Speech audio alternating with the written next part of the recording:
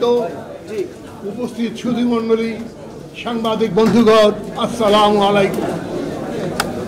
আজ 12 দলীয় জোটের পক্ষ থেকে আমরা যে সমাবেশ করছি, সেখানে একই সঙ্গে বেশ কতগুলি পয়েন্ট আমরা তুলে ধরেছি।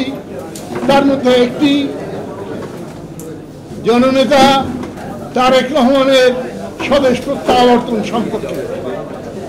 আমাদের প্রধান অতিথি নজরুল ভাই আমাকে আগেও বলেছেন, এক্ষেত্রে আপনাদের শঙ্কা কোথায়, এবং তিনি তার বক্তব্যও বলেছেন, এবং যার সাথে আমি সম্পূর্ণ একমত। বাংলাদেশে তথা পৃথিবীর কোনো শক্তি নেই তারেক রহমানের স্বদেশ প্রত্যাবর্তনের ক্ষেত্রে কোনো প্রতিবন্ধকতা সৃষ্টি করতে পারে। আইনের প্রতি শ্রদ্ধাশীল হিসাবে তারেক রহমান এই আইনি প্রক্রিয়ার সমাপ্তির মধ্য দিয়ে দেশে ফিরতে চান। কাজেই এটাকে আমরা ইস্যু করতে চাই না। শুধু আমাদের উদ্বেগ, আমাদের ভালোবাসা, তার প্রতি আমাদের অকুণ্ঠ সমর্থন প্রকাশ করার জন্য আমরা সরকারের উপরে চাপ সৃষ্টি করতে চাই। সরকারের পক্ষ থেকে বলা হোক যে তার বিরুদ্ধে কোনো প্রতিবন্ধকতা নাই, তিনি স্বেচ্ছায় দেশে প্রত্যাবর্তন করতে পারেন। বন্ধুগণ, এই সরকার আজ দেশকে একটা অগ্নিগর্ভ পরিস্থিতির দিকে ঠেলে নিয়ে যাচ্ছে। আমার আগে 12 দলীয় জোটের নেতৃবৃন্দ যে কথা বলেছেন, তার পুনরাবৃত্তি করেই আমার বক্তব্য শেষ করব। সেটা হচ্ছে এই বাংলার গণতন্ত্র, স্বাধীনতা, সার্বভৌমত্ব আজ একই সূত্রে গঠিত।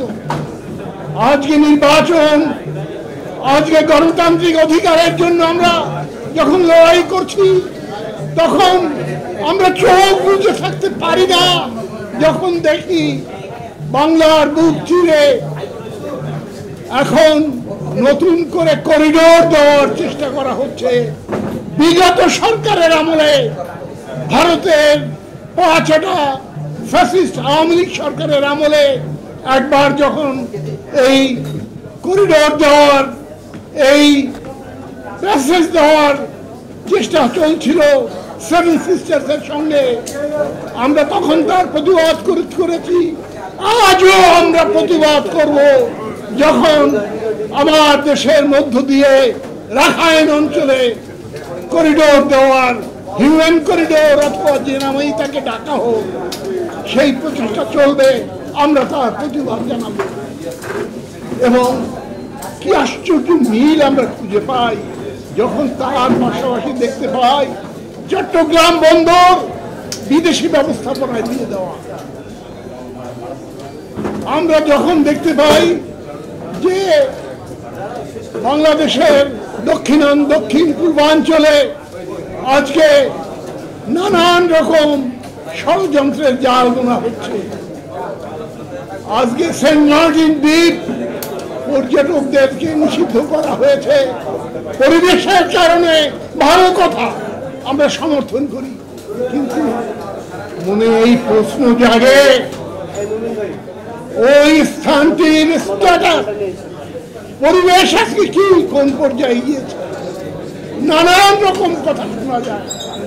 আমরা চাই না কোনো ক্রমেই বাংলার স্বাধীনতা সার্বভৌমত্বকে বিসর্জন দিয়ে কোনো ব্যক্তি অথবা কোনো গোষ্ঠী তাদের স্বার্থ উদ্ধার করবে। আমরা তার বিরোধিতা করব।